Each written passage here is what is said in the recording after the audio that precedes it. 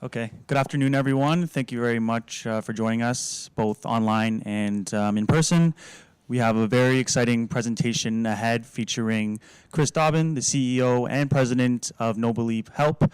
Noble Leap Help is a personal home care provider with a tremendous growth strategy, and we all look very forward to hearing more about what's planned for 2019. Please be wary that we will be recording this webinar live to a large audience, and please hold your questions till the end, as we'll be happy to address them at that point. Without any further ado, I'll let it go over to Chris. All right. Thank you. Appreciate everybody coming in to listen to the story today. But just by way of background in terms of how Noble Leap came to be, one, we're in the home care space, so we're a home care services company, which is one of the fastest growing markets in Canada and the US and in other parts of the world. It would have been, 12 or 13 years ago now, my father-in-law was diagnosed with Parkinson's, and that was my first experience with a family member that had some form of dementia. And we sort of saw his deterioration over a period of time, and my mother-in-law was fantastic with him. But the last couple of years of his life, she had home care for him to provide, mobility assistance and dementia care and so on, but also for her own, well-being, because it's a very difficult time, and so just for what we called respite to give her a break. So I had some wonderful caregivers that were in that provide great service, really, really nice people. One of the things we noticed was they weren't properly trained in dementia, right? Really nice people that weren't necessarily given the tools to deal with somebody who had dementia. So that was my first experience with someone that had dementia, obviously a family experience. About 9 or 10 months after his passing, my wife and I and a partner had an opportunity to acquire a home care services business located about an hour outside of Halifax, Nova Scotia. We bought that business, and then we're providing service to about 140 families along the northern corridor of Nova Scotia, sort of between Truro and Antigonish, for those that are familiar with the geography of Nova Scotia. And that just opened our eyes in terms of what the opportunity is and what it shall be for the next 40 or 50 years, just based on demographics. So we started looking at the market in general, just around Canada and the US, and how do we capture a portion of that market, and how do we bring dementia training to those families that need it, and that became the genesis for Noble Leap Health Corp. So back in early 2016, we went through the Capital Pool Corporation program. We seeded our own shell company, for those that are familiar with those programs, as opposed to sort of doing an RTO, so we used a clean shell. And 2016 for us was really our go public year, so that was the point in time in which we went and got a full listing, did our qualifying transaction. In late 2017, we started acquiring, and so you'll see now that we're in a number of states and plus in Canada. So we're in Vermont, New Hampshire, Rhode Island, Massachusetts, plus in Nova Scotia. So our growth profile has been quite significant over the last 14 to 18 months. So what do we do?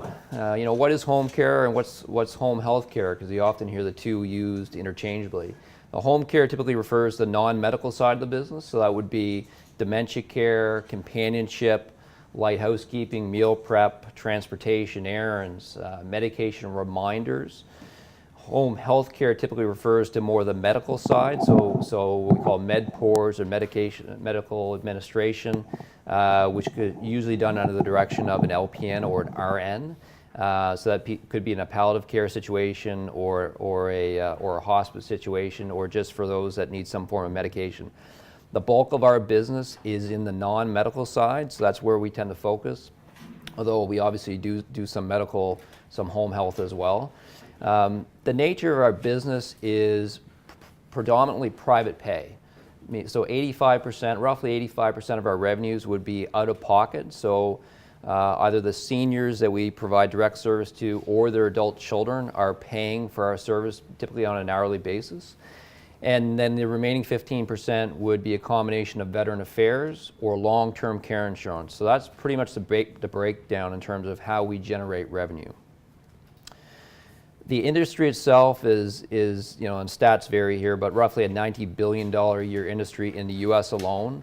I would multiply that by 2 or 3 to capture the unpaid family caregivers, because the bulk of the market and those not captured, those not paid, are really family members providing service to their parents or aunts and uncles and so on. So very, very large market. Our target has been going after a bit of the niche market, which is sort of that 6 to 7% where it's private pay, non-medical. That's been our focus. So we've really not ventured into the Medicare or Medicaid space in the US.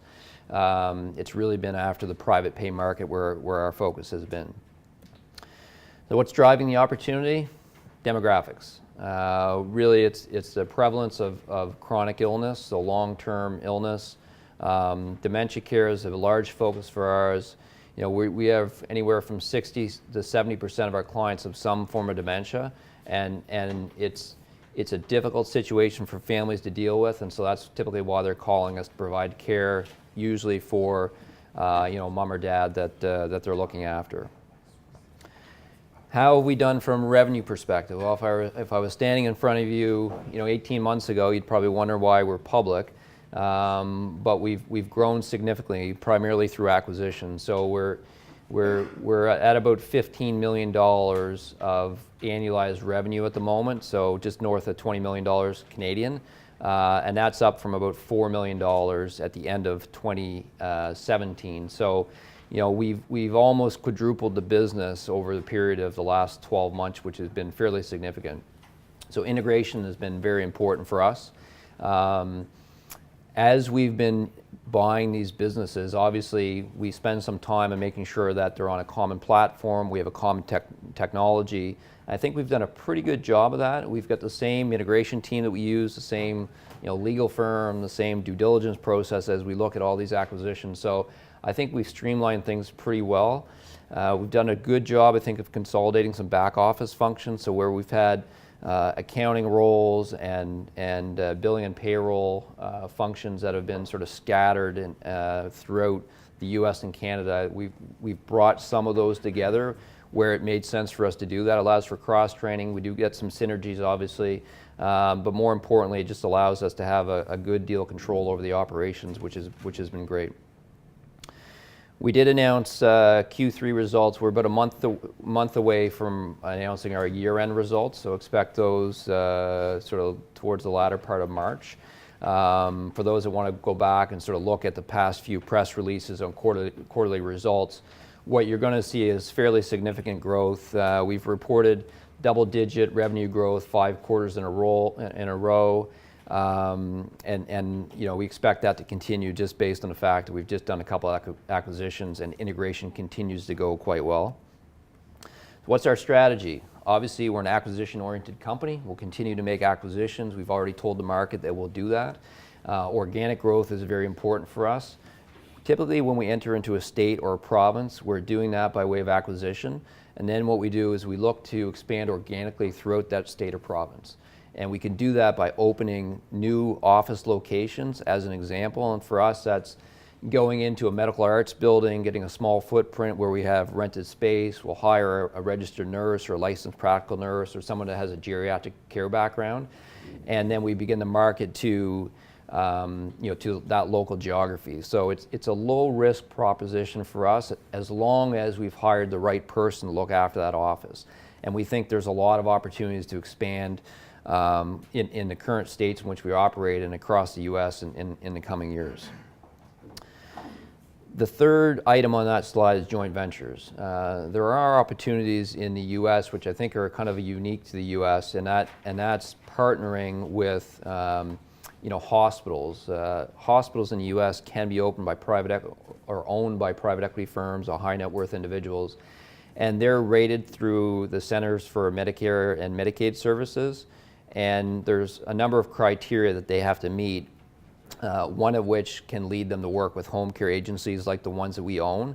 And if we're successful in working with outfits like that, then that can save those hospitals quite a bit of money as well as bring in quite a bit of revenue for us. So we're always in various degrees of discussion with those types of outfits. And I'd expect that at some point we'll have a joint venture with a hospital in the U.S. Now, our focus has been in New England and Nova Scotia. The question always is, why? I think for us, it's made sense geographically for us to focus in the Northeast. Demographics are quite compelling. We've tended to go into secondary markets as opposed to large urban areas. That's been done on purpose. We like the secondary markets primarily because we get great access to caregivers, great brands that we're buying. They tend to have a 10 to 12-year-old track record. They're profitable companies that we're buying. Less pricing pressures, great referral sources. So a lot of good reasons why we like entering in the secondary markets. And quite honestly, some of the secondary markets in the U.S. tend to have a larger population base than some of the secondary markets in Canada. So the size of the market in the U.S. is quite significant. We have announced, where we plan to open. This is a couple slides here that indicate in Vermont and New Hampshire where we see opportunities for organic growth. So the sort of blue or purple dots are areas in which we have current office locations, and the sort of the red orangish dots are the ones in which we plan on expanding to, and we can do that again in one of two ways. One is organically to open a new office location, or the second is to buy a competitor, if that makes sense. In Massachusetts, for example, we recently acquired a competitor back last September, and so it's allowed us to have one manager over two locations now, and it also allows us to share staff, right? So caregivers that used to compete with one another in a half an hour sort of driving distance, we now can share caregivers for clients in that same distance. So if we see a competitor that's attractive to us, then we'll continue to look at those opportunities. I think we've been pretty transparent in terms of how we buy businesses. The two typical metrics we use, one is a multiple of EBITDA. We tend to buy between 3.5 to 5 times EBITDA. I mean, that's where we've been. We're not always going to pay 5 times. We're not always going to pay 3.5 times. Depends on the location, the growth profile of the company, the profitability, the infrastructure in terms of people and technology and so on. But that tends to be the range in which we purchase. The second metric tends to be some percentage of revenue, and it usually falls in between 50 to 70% of revenue. But again, very dependent on the profitability of the business, the growth profile, the management team that's left over that we would inherit, the nature of the clients and so on. So, but again, that tends to be the range. How do we acquire businesses? We've done that, again, fairly consistently. We have used private placements as a way to raise equity funds.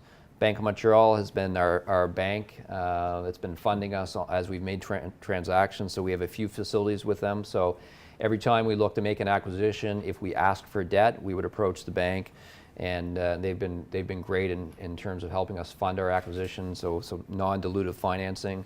And debt for us has made sense because we're buying historically profitable businesses that we expect to continue to be profitable, so they can cash flow the debt. We've had vendor takebacks or promissory notes, so usually 2 to 3 year notes from the sellers of the businesses at a nominal interest rate. And in one case, we did issue Nova Leap stock at a treasury, really to a sophisticated buyer that saw us as the scaler of his business, so it made sense in that situation. So again, fairly consistent in terms of how we pay for businesses as well as how we buy them from a structure perspective. The management team, obviously I'm standing here before you, chartered accountant by background, a lot of M&A experience, financing experience, a lot of experience in terms of negotiating deals. I used to run my own private capital markets investment bank, and I've worked for one of the largest banks in the country at a management level. Megan Spidle has been fantastic as our CFO, a lot of public company experience. Dana Hatfield, independent director, CFO for Gold.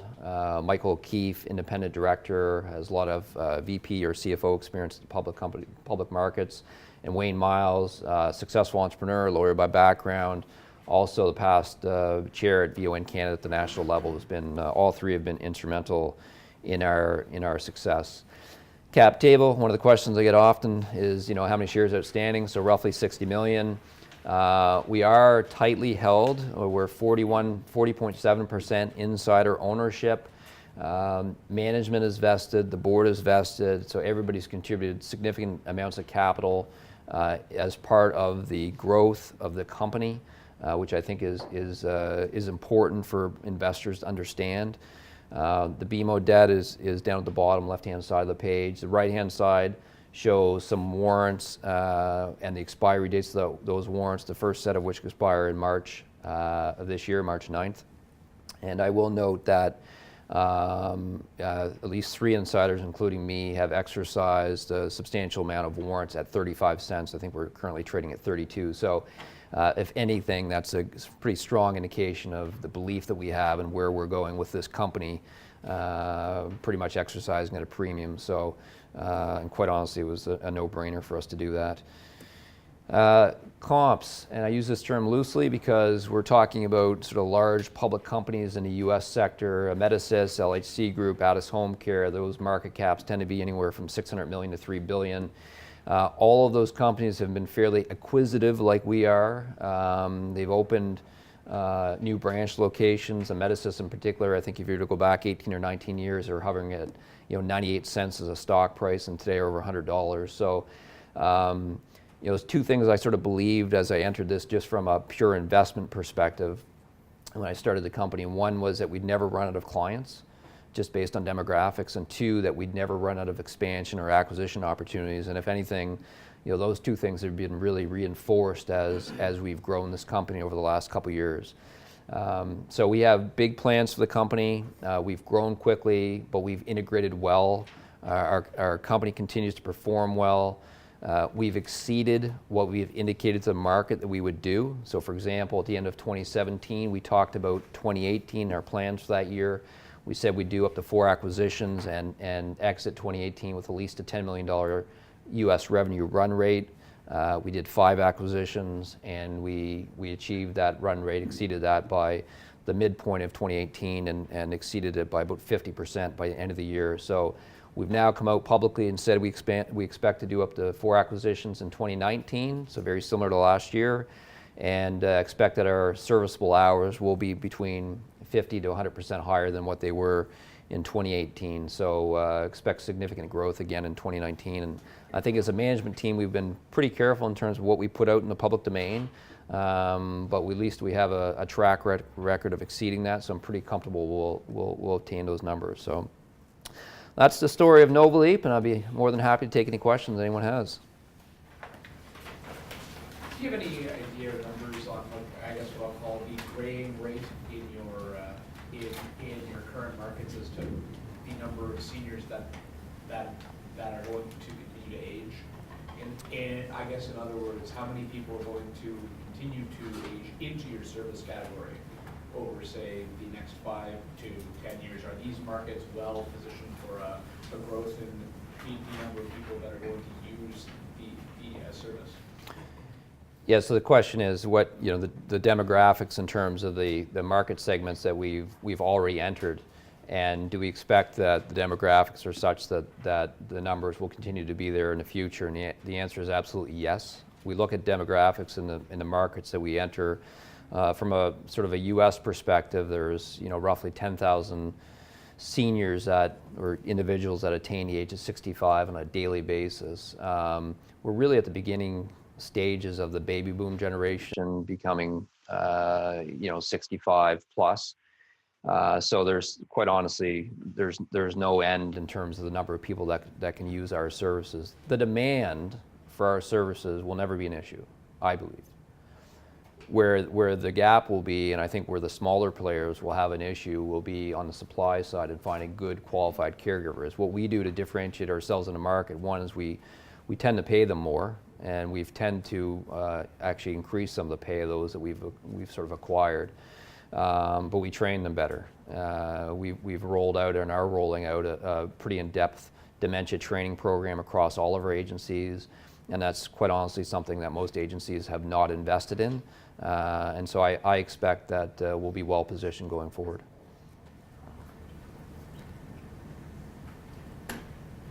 Yeah. Between home care and home health care, do you have a sense of what's the percentage of revenue breakup between those two, or do you have metrics on that? And what's the typical margins for skilled home care versus the? Yeah. So the breakdown in terms of percentage of our revenue between home health, so what you could consider to be skilled, or the non-medical side, which is also skilled, just oftentimes isn't referred to that because it takes a lot of skill to deal with somebody who has dementia, even though it may be considered non-medical. I mean, we're really sort of 95% of our business is non-medical. We do very little as a percentage of our business that would be considered medical, so the sort of the traditional med pours or medication administration, that's not a large portion of our business. And the margins roughly are, we've reported 30 to 36% margins. You know, we have a few things in the works where I think you'll see some improved margins just based on the companies that we've acquired and where I think is a normalized level of price within the market. But that's what we've reported to date. What's your pricing like compared to your present competitors? Like, are you guys a premium service or like same level? So the question, are we a premium service at the moment, and how do we compare to our competitors? So I'll say a couple of things. One, we've acquired a number of companies, and the pricing that they've been at when we've acquired it has varied, and I think it's varied between, call it $23 an hour roughly to $28 an hour. For those that have been at 23, to us that's a discount, even though the service and the reputation has been excellent, and so there's opportunities for us to move the pricing upward, and we've done that.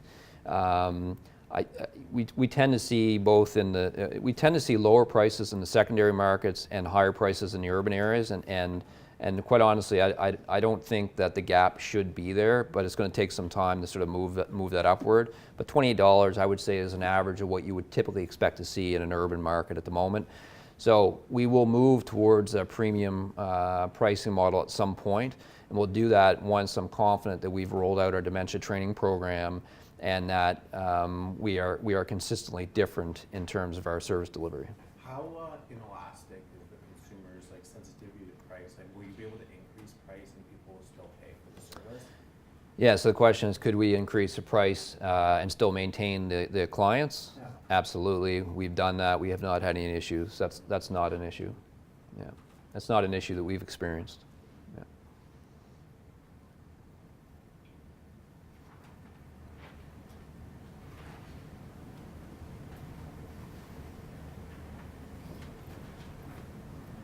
Any more questions?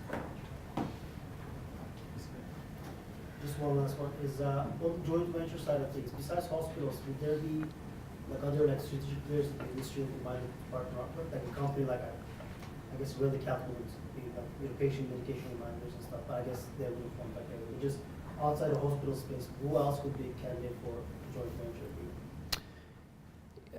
So in terms of a candidate for a joint venture partner for us, I mean, I would say the primary ones would be a setting like a hospital. You know, could there be other partners that use technology? It's possible.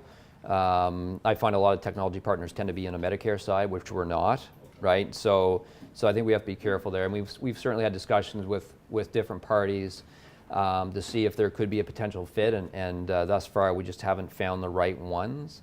So we'll continue to have discussions to see where those go. But I can't be any more specific than that at this point.